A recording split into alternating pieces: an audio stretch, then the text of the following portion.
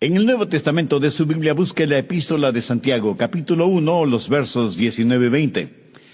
Por tanto, mis amados hermanos, todo hombre sea pronto para oír, tardo para hablar, tardo para airarse, porque la ira del hombre no obra la justicia de Dios.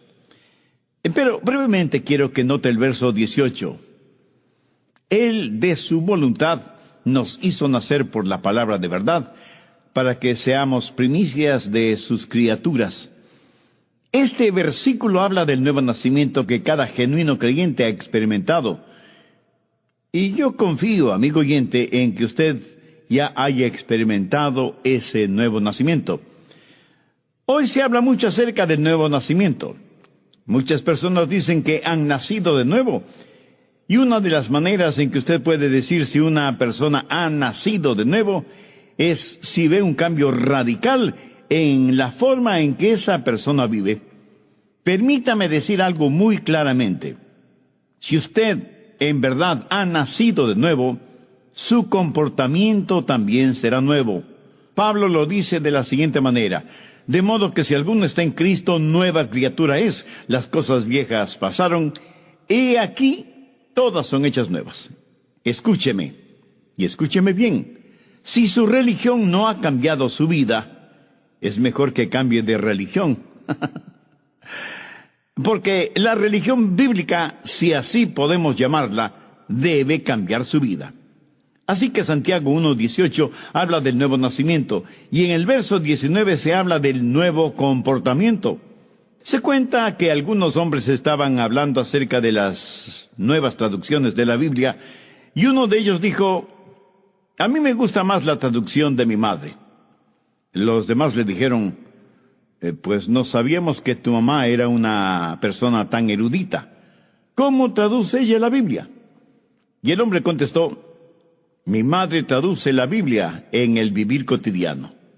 Todos se quedaron en silencio, pensativos, y yo creo que todos necesitamos traducir la Biblia en nuestras acciones diarias. Santiago habla acerca de 3 áreas pertinentes de nuestro comportamiento. Son instrucciones que el apóstol nos da porque somos nacidos de nuevo. Veamos otra vez el verso 19. Por esto, mis amados hermanos, todo hombre sea pronto para oír, o sea, sintonícese, tardo para hablar. Eso quiere decir, baje la voz. Tardo para airarse, lo cual quiere decir, sea agradable. Así que veamos primero, sintonícese, pronto para oír, listo para escuchar lo que Dios tiene que decirnos individualmente. Parece que algunas personas son completamente sordas o que escuchan solo lo que les conviene y no oyen la voz de Dios porque sus oídos espirituales están fuera de sintonía. La Biblia dice que debemos ser prontos para escuchar, pero no dice que debemos escuchar todo lo que se dice. Hay cosas que no debemos oírlas. En Marcos 4:24 leemos: mirad lo que oís. Usted no necesita oír todo lo que se dice. Usted no necesita hacer de sus oídos tarros de basura en donde todo el mundo bota sus chismes y sus habladurías. Usted no necesita escuchar cada filosofía humanista y pagana. Por eso Jesús dijo: mirad lo que oís. Cuando Santiago habla de ser prontos para oír, ¿qué quiere decir? Que hay que ser rápidos para captar los impulsos del Espíritu Santo, rápidos en escuchar la palabra de Dios, rápidos en oír la voz de Dios. ¿Está usted listo para oír la voz de Dios este momento? El problema con mucha gente es que no está escuchando. No es que Dios no esté hablando. El problema es que nosotros no estamos escuchando. Dios nos habla por medio de su palabra, la Biblia. ¿Tiene usted una Biblia? ¿La lee? ¿La conoce? ¿La estudia y medita en ella? Si su respuesta es no a estas preguntas, ¿por qué no? Usted dice ser cristiano. La Biblia es la palabra de Dios para usted. Por lo tanto, no es paradójico que usted quiere conocer la voluntad de Dios, pero no lee su palabra ni su corazón está listo para escuchar su voz. Tengo aquí 5 preguntas que quiero que se las haga a usted mismo. Primera, ¿hay una lección que debo aprender? Segunda, ¿hay una bendición que debo disfrutar? Tercera, Hay un mandamiento que debo obedecer. Cuarta, hay un pecado que debo evitar. Y quinta, hay una verdad que debo llevar y compartir. Verá, Dios me ha llamado a mí para predicar. Y no lo digo por vanidad ni orgullo. Dios me ha dado la habilidad y la sabiduría espiritual para predicar su palabra. Si no fuera así, yo sería un usurpador de una extraordinaria responsabilidad a la que Dios me ha llamado. Y la Biblia me dice que debo ser sumamente cuidadoso con lo que predico. El apóstol Pedro dijo, si alguno habla, hable conforme a la palabra de Dios. Pero así como es mi responsabilidad el hablar conforme a la palabra de Dios, es su responsabilidad, amigo oyente, el estar preparado para escuchar el mensaje de la palabra de Dios.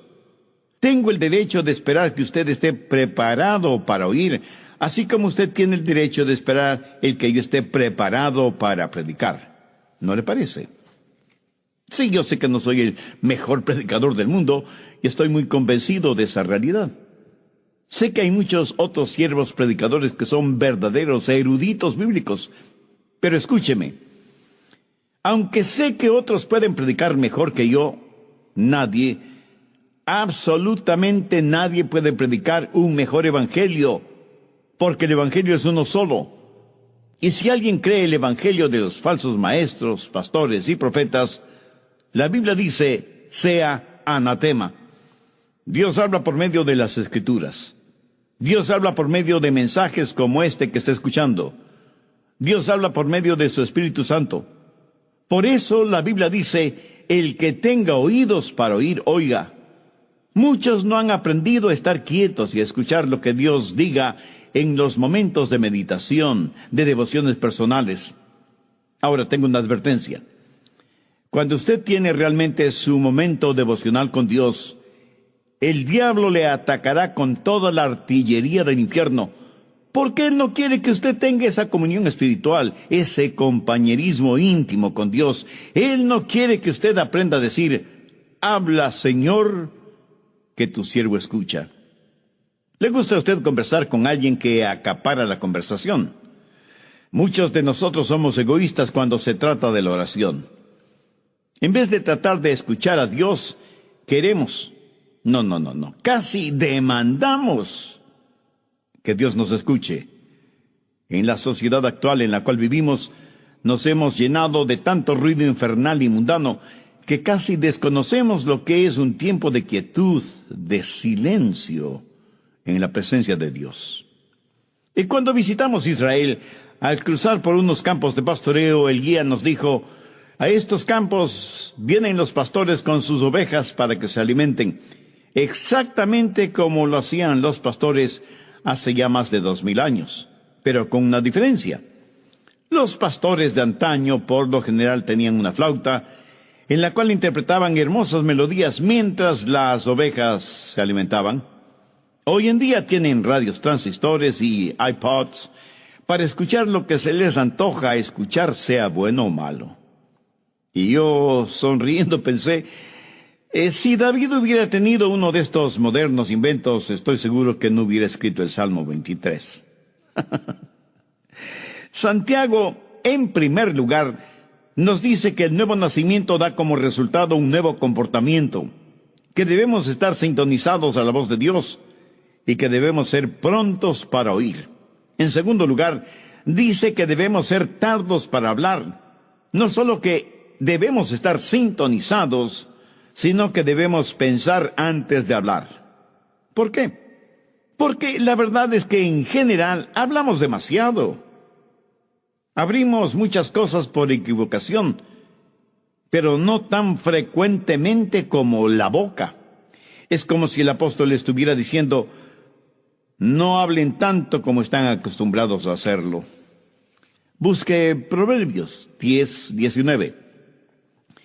En las muchas palabras no falta pecado, mas el que refrena sus labios es prudente. Matemáticamente existe la posibilidad de que mientras más hable, más pronto está a pecar con su boca. En Proverbios 17:27 y 28 leemos, el que ahorra sus palabras tiene sabiduría, Aún el necio cuando calla es contado por sabio. El que cierra sus labios es entendido. Muchos de nosotros nos metemos en problemas cuando hablamos. Por eso es mejor tener la boca cerrada. Eclesiastés 5:3 dice: porque de la mucha ocupación viene el sueño, y de la multitud de palabras la voz del necio. Mientras más una persona habla, a veces más proclama la necedad de su corazón. Alguien dijo que es mejor tener la boca cerrada y dejar que los demás piensen que uno es un tonto, que comenzar a hablar y remover cualquier duda al respecto. Los rabinos suelen decir y señalar que el hombre tiene 2 oídos y una boca. Los oídos siempre deben estar abiertos y la boca cerrada, reteniendo en esa bóveda, tras los barrotes de marfil que son los dientes, a la lengua. Debemos escuchar 2 veces más de lo que hablamos, pero la realidad es todo lo contrario. Mateo 12:36. Mas yo os digo que de toda palabra ociosa que hablen los hombres, de ellas darán cuenta en el día del juicio. Escuche, Jesús no está diciendo que no debemos tener conversaciones agradables o compartir un momento de humor sano. Él habla de palabras improductivas, denigrantes, hirientes, groseras, maldicientes. En Santiago 2:17 leemos: así también la fe, si no tiene obras, es muerta en sí misma. La palabra muerta en este versículo es la palabra ociosa de Mateo 12:36. ¿Qué quiere decir esto? Que es improductiva, que no contribuye para nada, que es desanimadora en vez de edificadora. Prácticamente lo que Jesús dice es que si las palabras que decimos no ayudan, no edifican, sino que más bien son destructivas, y que de cada una de esas palabras daremos cuenta en el día del juicio. Aún el humor adecuado puede ser usado para romper el hielo en cualquier reunión, y puede ser agradablemente beneficioso. Pero el humor usado como burla o sarcasmo es denigrante. Dios no quiere que seamos agresivos ni groseros usando el humor. A veces hablamos de las cosas sagradas con labios mundanos y profanos. En el capítulo 13 de Mateo, los fariseos habían acusado a Jesús de que echaba fuera a los demonios por el poder de Beelzebú, el príncipe de los demonios. Por eso Jesús dio una advertencia. No es una advertencia contra palabras sabias y edificantes, sino contra palabras acusatorias dichas seriamente. ¿Ha pensado alguna vez en el daño que causan las palabras necias?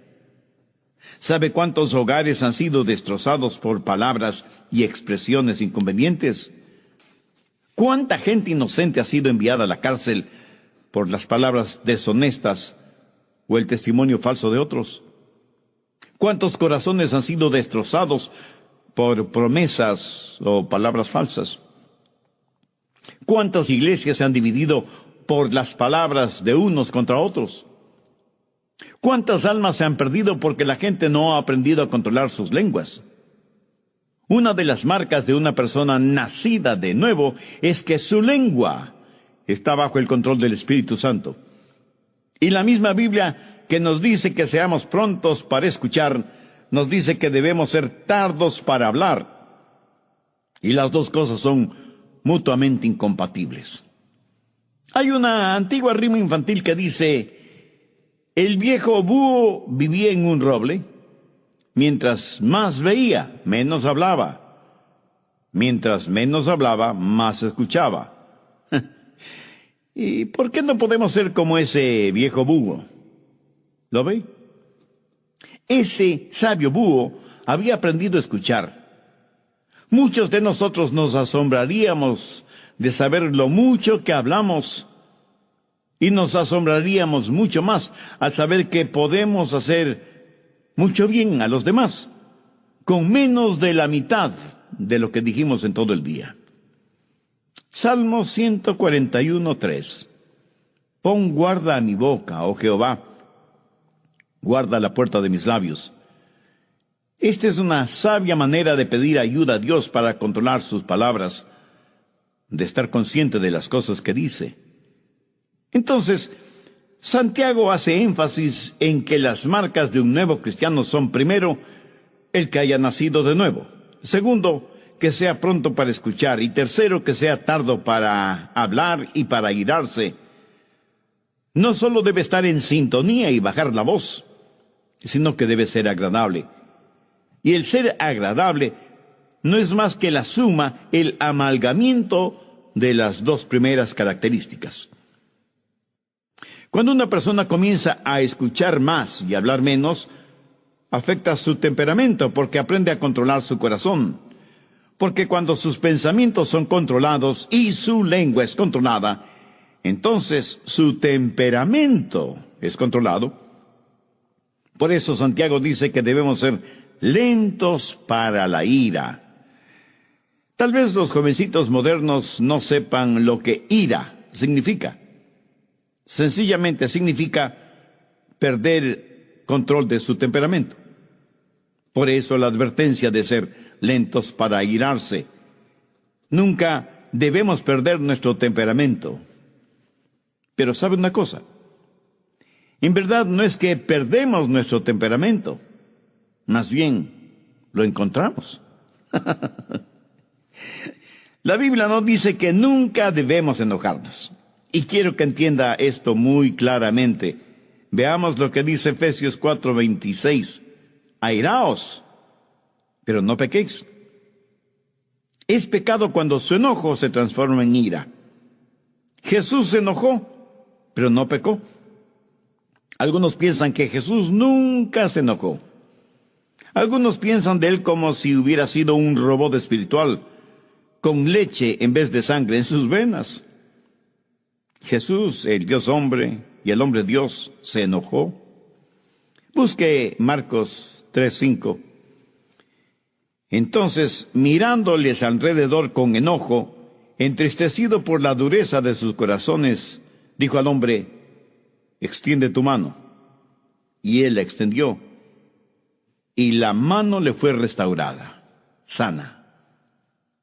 ¿Lo notó? Lo que enojó a Jesús fue la dureza del corazón de ellos frente al dolor y la necesidad de otros seres humanos. Ahora escúcheme muy atentamente. Algo no está bien con usted si es que algunas cosas no le enojan. Pero tenga cuidado. La Biblia dice: airaos, pero no pequéis. Y el apóstol Santiago dice que debemos ser lentos para la ira, porque en general es muy fácil para nosotros el hacer desaparecer los límites de una indignación justa con nuestras irritaciones personales. Recuerde que la ira de los hombres no obra la justicia de Dios, porque nuestras iras son irracionales, y aquello que es irracional no puede jamás ser justo. Solo Dios es justo. Su justicia demanda el castigo de nuestros pecados, pero su amor nos redime y protege. Somos criaturas que todo lo racionalizamos. A nuestros viles temperamentos los llamamos indignación santa. ¿Sabía que usted puede ser bueno y malo, malo y bueno al mismo tiempo? Veamos esto de bueno y malo. Asegúrese de que los siguientes tres elementos estén presentes. Primero, que su enojo sea por una razón justa. Verá, por lo general nos enojamos cuando nos empujan, o cuando creemos que nuestros derechos no son quitados, o cuando alguien nos ofende, o alguien se mete bravuconamente delante de nosotros en una fila. Ah, cómo nos enojan esas cosas, ¿verdad? Ahora, aunque en la Biblia leemos que Jesús se enojó, su enojo siempre fue justificado. No hay ninguna expresión derogatoria contra otras personas, excepto los fariseos y los publicanos. Pero cuando Jesús en forma personal fue maltratado, insultado, golpeado y finalmente crucificado, jamás pronunció una palabra de enojo. Más bien desde la cruz dijo a su Padre que perdonara a aquellos que le hicieron lo que le hicieron, porque no sabían lo que hacían. La mayoría de nosotros nos enojamos cuando alguien nos hace daño. Jesús se enojó cuando vio sufrir a otros seres humanos. Cuando usted se enoje, asegúrese de que su enojo es justo y por la razón adecuada. Segundo, que su enojo sea por una causa justa. Jesús, por lo general, no se enojó con los individuos porque él amaba a las personas. Jesús se enojó contra instituciones y ritos y pecados, no contra el pecador. Usted puede enojarse por el daño que le han hecho, pero no contra quienes le hicieron ese daño. Pero eso es exactamente lo que hacemos. Nos enojamos con las personas. Y si bien es cierto que Jesús se enojó frente a corazones endurecidos y demostró físicamente su enojo contra los que habían hecho de la casa de su padre un mercado de ladrones, sin embargo, él fue compasivo y tierno con aquellos que estaban esclavizados por sus pecados. Tanto es así que le llamaron amigo de pecadores. Permítame decir algo a los jóvenes predicadores que seguramente están escuchando este programa. Espero que en sus ministerios ustedes prediquen contra el licor, drogas, pornografía, homosexualismo y todo lo demás, pero que lo hagan con firmeza y con convicción, no carente de compasión. Prediquen firmemente, contundentemente contra el pecado, pero amen profundamente al pecador. Enójese, sienta iras contra el pecado, pero ame sin restricciones al pecador.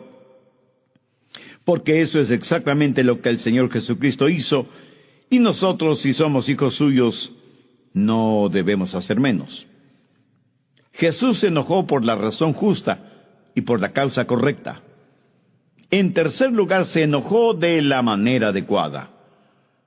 Su enojo le hizo parte de la solución, sin agrandar más el problema. Mi amigo, cuando usted pierde su temperamento, de ninguna manera podrá ser parte de la solución, sino que se vuelve parte del problema. Recuerde que, como dice Santiago, la ira del hombre no obra la justicia de Dios. Cuando es el enojo de Dios, cuando el enojo es santo, entonces la justicia de Dios hará su obra. Es mejor aprender que cuando levantamos nuestra voz, también debemos levantar nuestras manos y hacer algo acerca de la situación. No se requiere ser muy inteligente para criticar. Cualquiera puede hacerlo. La Biblia dice que debemos ser lentos para la ira.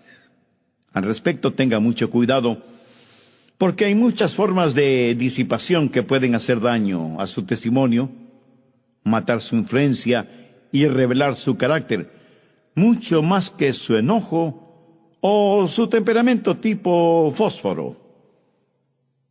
¿Quiere que le diga lo que la Biblia dice acerca de su temperamento?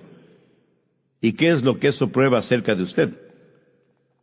Si usted tiene un fusible cortito, si usted es la clase de persona que explosiona por cualquier cosita, primero, usted es una persona que tiene una mente necia. Busque Eclesiastés 7:9. No te apresures en tu espíritu a enojarte, porque el enojo reposa en el seno de los necios.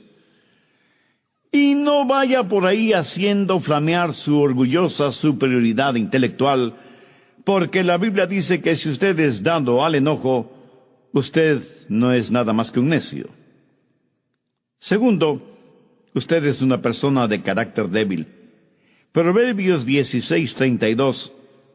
Mejor es el que tarda en airarse que el fuerte, y el que se enseñorea de su espíritu que el que toma una ciudad.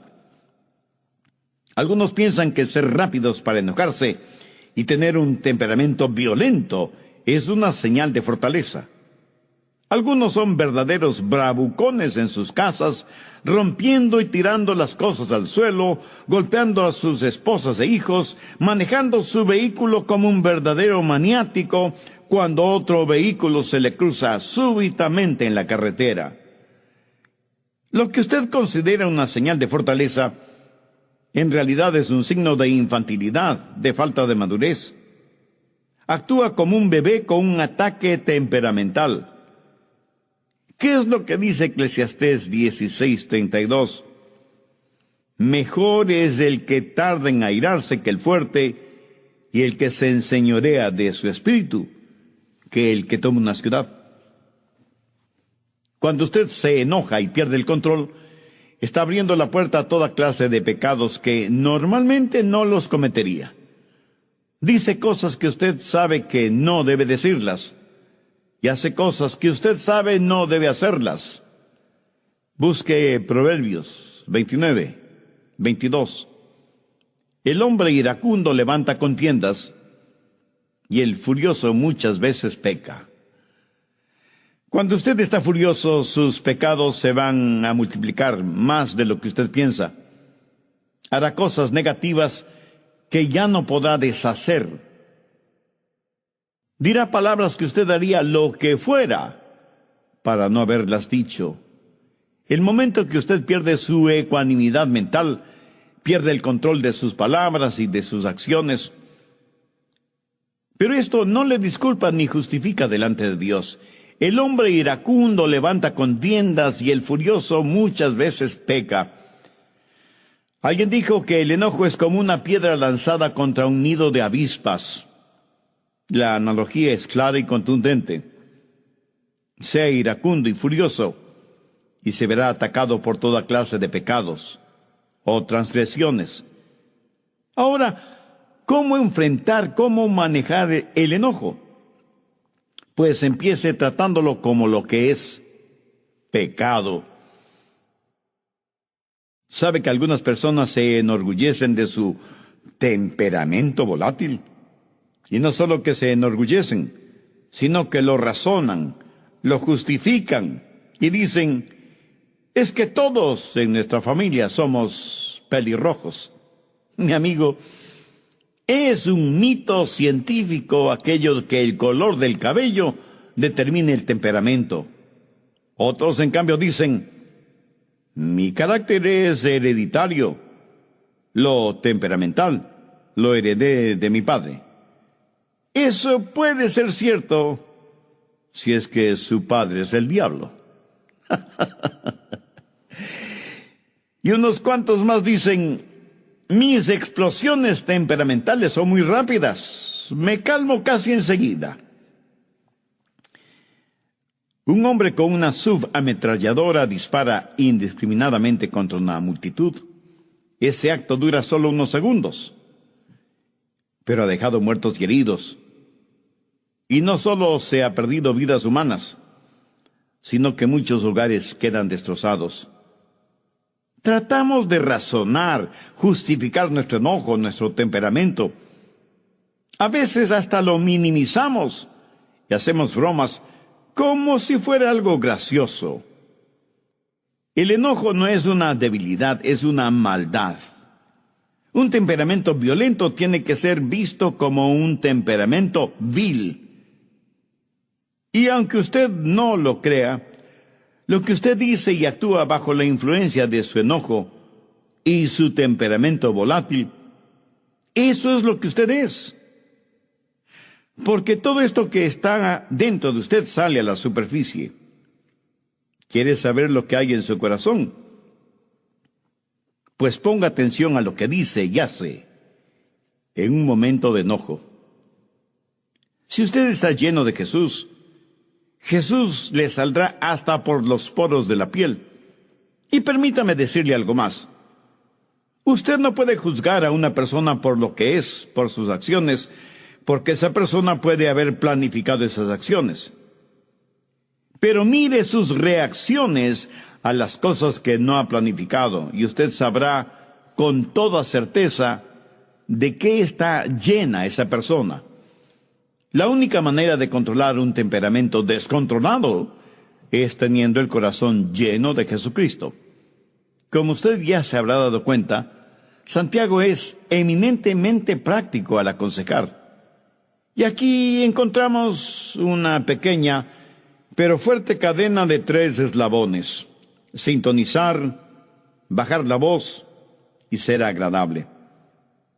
Verá, cuando comienzo a escuchar, cuando dejo de monopolizar la conversación, entonces aprendo a controlar mi temperamento, porque mis pensamientos y mis palabras tienen una forma de animar mi espíritu. ¿Sabía que usted puede animar a su espíritu con sus propias palabras? ¿Sabe que cuando verbaliza cosas buenas, usted se siente bien?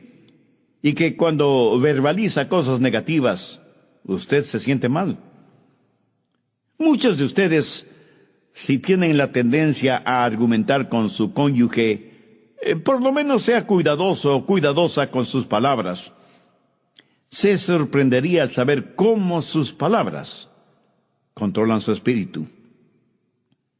Muchas veces hablamos sin pensar, pero después de que hemos dicho ciertas palabras, tenemos la tendencia a vivir esas cosas. Veamos lo que dice Proverbios 15:1. La blanda respuesta quita la ira, mas la palabra áspera hace subir el furor. Así que cuando escucha más y habla menos, descubrirá que tiene más control sobre su espíritu. Una palabra descomedida puede empezar un pleito. Una palabra cruel puede arruinar una vida. Una palabra amarga puede inyectar veneno. Una palabra brutal puede aniquilar una vida. Una palabra comedida será como un remedio. Una palabra gozosa puede iluminar el día. Una palabra a tiempo puede sanar heridas. Una palabra de amor es una palabra bendecida. Y todo esto es posible porque hemos nacido de nuevo. Todo es posible por medio del Señor Jesucristo. Mi amigo, escúcheme. Jesucristo no vino para hacernos personas buenitas. Él vino para hacernos nuevas criaturas. Y estas cosas de las que habla Santiago son los frutos de una persona nacida de nuevo. ¿Ha nacido usted de nuevo? ¿Ha recibido a Cristo en su corazón como Salvador y Señor? El que usted trate de controlar por usted mismo su temperamento es como si usted estuviera tratando de controlar un barril de pólvora en el infierno, o como tratar de controlar su lengua con pegamento, o sus pensamientos sin el Espíritu Santo. Entonces, primero, usted necesita una nueva naturaleza, necesita nacer de nuevo. Dios le ama y tiene un plan para su vida. Jesús está llamando a la puerta de su corazón porque quiere darle nueva vida y hacerle una nueva criatura. Hace años en el río Mississippi, uno de sus puentes debía ser levantado para permitir el paso de los barcos. El hombre que estaba a cargo de ese puente tenía un trabajo muy importante: mover palancas, girar manijas, apretar botones para poner en funcionamiento los engranajes del puente para levantarlo y bajarlo nuevamente. El puente se movía sobre sus enormes bisagras para permitir el paso de barcos. Luego el encargado bajaba el puente para permitir el paso de los vehículos y los peatones. Un día el hombre trajo a su hijito, quien quería ver qué es lo que hacía su papá y cómo es que el puente trabajaba. El papá hizo su trabajo y los engranajes comenzaron a moverse y a levantar el puente para permitir el paso de un gran barco. Luego tenía que bajarlo rápidamente porque se aproximaba un tren de pasajeros. Pero cuando el puente estaba bajando, su hijito cayó a las aguas del río. El niño gritaba pidiendo que su papá le ayudara. El hombre sabía que no podía abandonar su puesto de trabajo, ni mucho menos los controles del puente. Si lo hacía así, el tren de pasajeros que se acercaba se descarrilaría y se hundiría en el río con toda su carga humana, y cientos de personas morirían ahogadas y sepultadas en los vagones del tren. El hombre tuvo que tomar una decisión. Se quedó en los controles, bajando el puente para que el tren pudiera pasar con seguridad, mientras con el corazón destrozado veía a su pequeño hijo desaparecer en las aguas del río. Nunca encontraron el cadáver del niño. Y cuando escuché esta historia, pensé en todas las personas que estaban en el tren, que vieron al hombre manejando los controles del puente, que agitaron sus manos y le sonrieron, y que nunca supieron el precio que ese hombre tuvo que pagar para salvarles. Espero que usted no haga eso con Dios, agitar la mano y sonreírle. Quiero que sepa que Dios puso a su Hijo Jesucristo en la cruz para que usted pueda cruzar con seguridad de la tierra al cielo. Quiero que sepa que Dios ama de tal manera al mundo, y aquí estamos usted y yo incluidos, que dio a su Hijo unigénito para que pagara el precio de la culpa de sus pecados. No los de Jesús, porque Él nunca pecó, sino sus pecados. Para que usted sea salvo, si deposita su fe y su confianza en Él.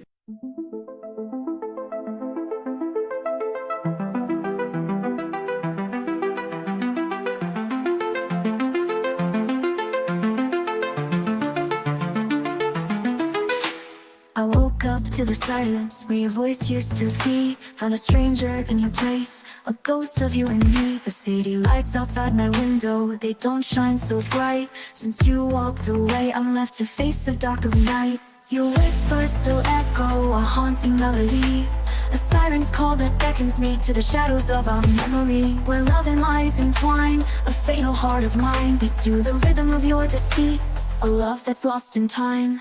Shadows in the night, they whisper your name, a melancholy hue that stains my heart in flames. I'm searching for the truth in the eyes that used to love, but like a mirage you vanish, leaving me to rise above.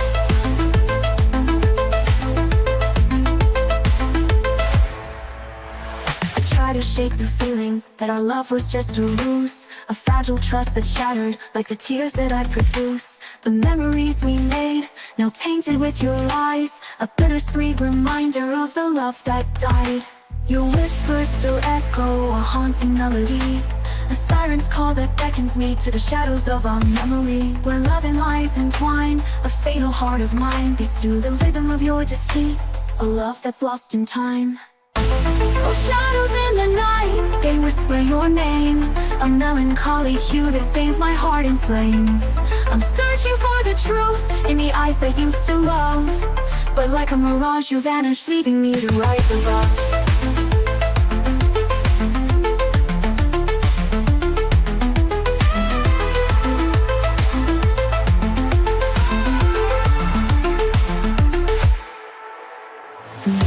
Someday I'll learn to let go, to find my way through the darkness that you showed. But until then, I'll hold on to the pain, a bittersweet reminder of the love that we could not sustain. Shadows in the night, they whisper your name, a melancholy hue that stains my heart in flames. I'm searching for the truth in the eyes that used to love, but like a mirage you vanish, leaving me to rise above.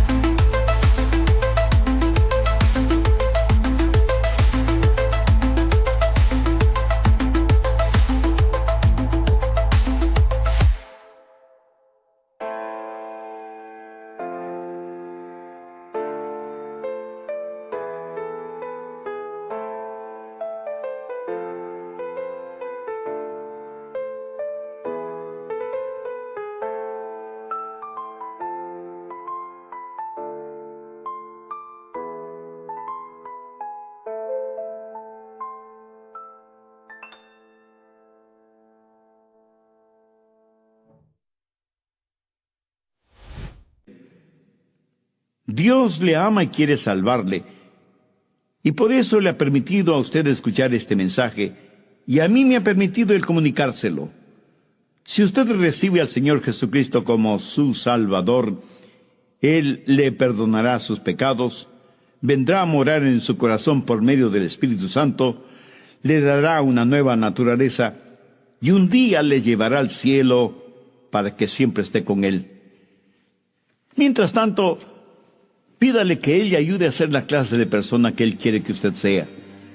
Pídale que le haga un instrumento útil y de bendición en sus manos y nunca se avergüence de él o de su palabra.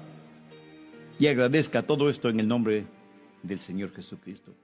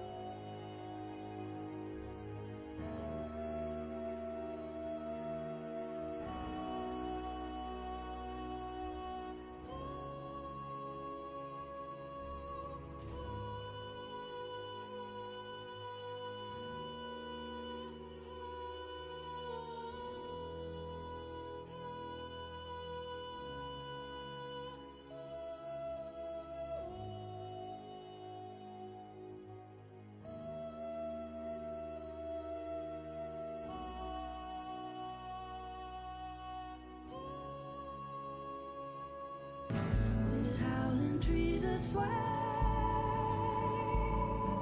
Rain is tapping on my window. In the dark I find my way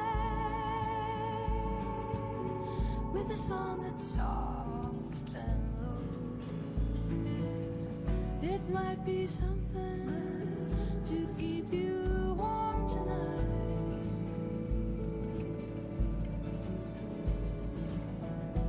Thunder rumbles, heartbeats race,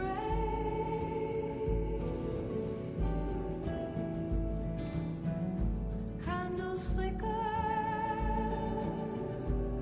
shadows play. We let the night just drift away.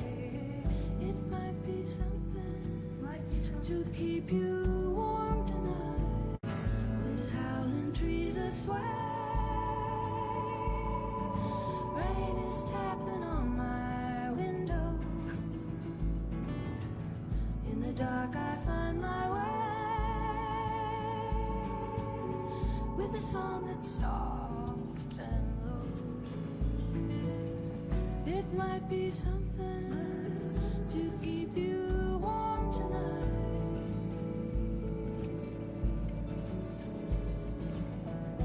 Fireplace glowing, shadows play. Wrap a blanket, hold you tight. In the quiet, melodies stay, guiding through the stormy night.